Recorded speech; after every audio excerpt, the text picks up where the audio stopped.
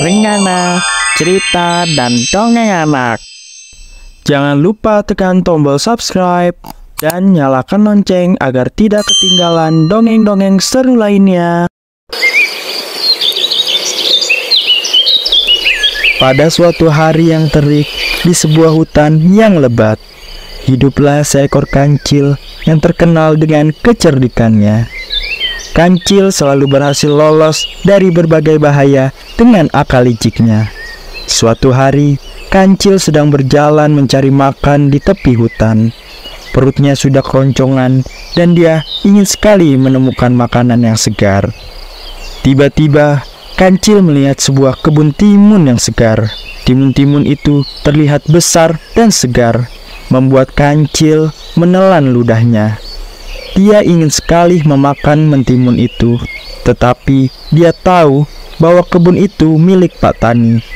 Kancil tidak ingin mencuri, tetapi dia juga tidak ingin kelaparan.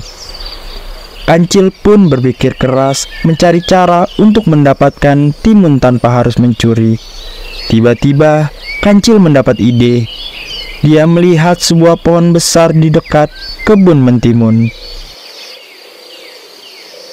Dia pun memanjat pohon itu dan bersembunyi di antara dedaunan. Kancil menunggu dengan sabar sampai Pak Tani datang ke kebunnya.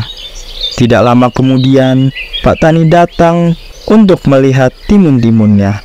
Wah, timun-timunku sudah besar dan segar sekali. Aku harus segera memetiknya sebelum benar-benar matang. Pak Tani pun mulai memetik timun-timun itu. Kancil yang melihat Pak Tani memetik timun mulai merasa lapar lagi. Dia ingin sekali turun dari pohon dan makan timun-timun itu. Tetapi Kancil tahu bahwa dia tidak boleh buru-buru. Dia harus menunggu sampai Pak Tani selesai memetik timun itu dan pergi dari kebun. Akhirnya Pak Tani selesai memetik timun dan membawanya ke rumahnya. Kancil pun turun dari pohon dan bergegas ke kebun timun itu. Wah, akhirnya Pak Tani pergi. Sekarang aku bisa makan mentimun sepuasnya. Kancil pun mulai memakan timun-timun itu dengan lahap. Kancil makan dengan senang hati, melupakan semua rasa laparnya. Tetapi tiba-tiba Kancil mendengar suara langkah kaki. Aduh, siapa itu? Kancil pun menoleh ke arah suara langkah kaki. Ternyata Pak Tani kembali ke kebunnya. Wah, siapa yang berani memakan mentimunku? Kancil panik. Dia tidak tahu harus bersembunyi di mana. Tiba-tiba Kancil melihat sebuah lubang di tanah. Ah, ini dia tempat persembunyianku.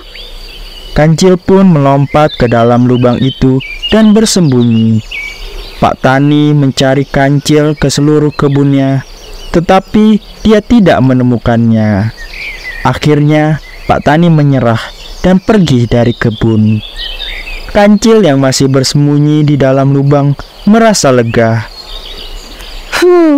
Untunglah Pak Tani tidak menemukanku.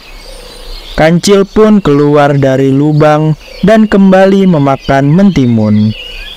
Kancil makan dengan lahap, tidak peduli dengan rasa takutnya. Tetapi tiba-tiba Kancil merasa ada yang aneh. Aduh, kok perutku terasa sakit ya? Kancil melihat ke bawah dan melihat bahwa dia telah memakan mentimun yang sudah busuk. Aduh, sakitnya perutku. Ternyata aku telah memakan mentimun yang busuk. Perut Kancil semakin sakit dan dia mulai meringis kesakitan. Kancil menyesali perbuatannya. Dia telah serakah dan ingin memakan mentimun tanpa harus bekerja keras. Kancil pun belajar dari kesalahannya. Dia tidak akan pernah lagi mencuri dan dia akan selalu bekerja keras untuk mendapatkan makanannya. Aku menyesal telah mencuri timun ini. Aku harus meminta maaf pada Pak Tani dan tidak akan aku mencuri lagi.